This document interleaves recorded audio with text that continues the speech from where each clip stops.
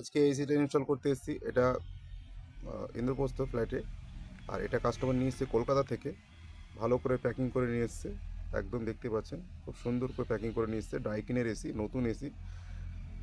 তো এটা গত বছর সার্ভিসিং হয়নি, এবার বললো সার্ভিসিং করে ইনস্টল করতে। আমরা সার্ভিসিংটাও দেখাবো। আর তার আগে এই এসিটা এখানে লাগছে, ইনডোরটা। আর এখানে আর পর ফুটো হবে, গোল 4 বিট দিয়ে ফুটোটা হবে। আর নিচে দেখতে পাচ্ছি ফুটো করছি, কিন্তু এখানে আমাদের ফুটো যে নোংরাটা আছে প্লাস্টিকের মধ্যেই পড়বে। তোমার বাড়ি কিন্তু নোংরা হবে না। এখানে আমাদের ফুটো কমপ্লিট। আর এখানে আমরা ইনডোর সেটিং করে নিচ্ছি। এরপর আপনাদেরকে দেখাচ্ছি আউটডোরটা। তো এই যে আমাদের টাইকেনের আউটডোর। আর এখানে আমাদের ওয়ার কানেকশন কমপ্লিট। আর এখানে আমাদের আউটডোর সার্ভিসিং চলছে। ইনডোর সার্ভিসিং হয়ে গেছে প্রথমেই। আর এখানে আমাদের ক্যাবিনেট ওয়ারিং কমপ্লিট, দেখতে পাচ্ছেন ইনডোর চলে গেছে। আর আউটডোরে আসলাম, আমাদের এই ছাদের উপরে আউটডোর লাগবে। আর কাস্টমারকে আমি সাজেস্ট করলাম ফ্লোর স্ট্যান্ড লাগান, যেহেতু এখানে রেলিংয়ে গ্রিল আছে, তো সেক্ষেত্রে ডবল স্ট্যান্ড লেগে যাবে। কাস্টমার বললো ঠিক আছে, লাগিয়ে দাও।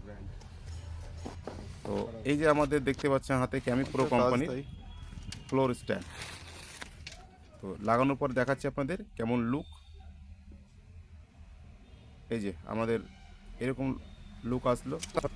আর এখানে ইনসুলেশন কভারটা নষ্ট হয়ে গেছিলো, সেই জন্য আমরা ইনসুলেশন কভারও পরিয়ে দেবো পাইপের মধ্যে। আর র্যাপিং করে দেখিয়ে দিচ্ছি আপনাদের, চলুন কাজটা দেখা যাক।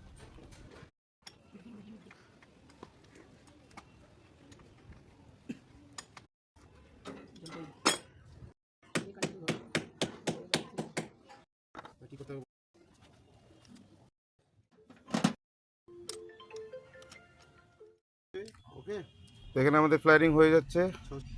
ফ্লারিংটা কেটেছিলাম। আর এখানে নাট টাইট হয়ে গেল আমাদের। এরপর আমরা ভ্যাকুম করে মেশিনটার গ্যাস ছেড়ে দেখাবো গ্যাস আছে কি না। আমাদের ভ্যাকুম চলছে। ফ্যানা লাগিয়ে নিয়ে আমরা টেস্ট করে নেব গ্যাস আছে কি না। আর এখানে আমাদের জল পাইপ আর স্যাডেল মেরে একদম পুরো কমপ্লিট করে দেবো। যে জায়গাটা এই যে কাস্টমার যেখানে বলেছিল লাগাতে, সেই জায়গাটা লাগিয়ে দিলাম জল পাইপ। আর এখানে হোয়াইট সিমেন্ট আছে, সেই হোয়াইট সিমেন্টও আমরা লাগিয়ে দেবো, যেহেতু ফোটো করা হয়েছে, নাহলে কিন্তু প্রবলেম হবে। আমি সবসময় বলি ফোটোতে হোয়াইট সিমেন্ট লাগাতে। দেখতে দেওয়া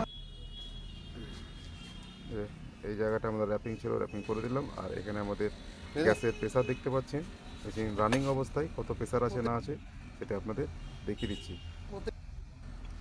রানিং প্রেসার ছিল আপনাদের 80 মতো, আমি প্রেসার তুললাম 140-45 প্রেসার। এই যে দেখতে পাচ্ছেন 80 প্রেসার আছে।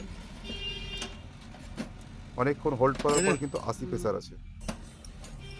আমি আবার গ্যাস দিয়ে মেশিনটা কমপ্লিট করলাম, কারণ মেশিনে গ্যাস কম ছিল।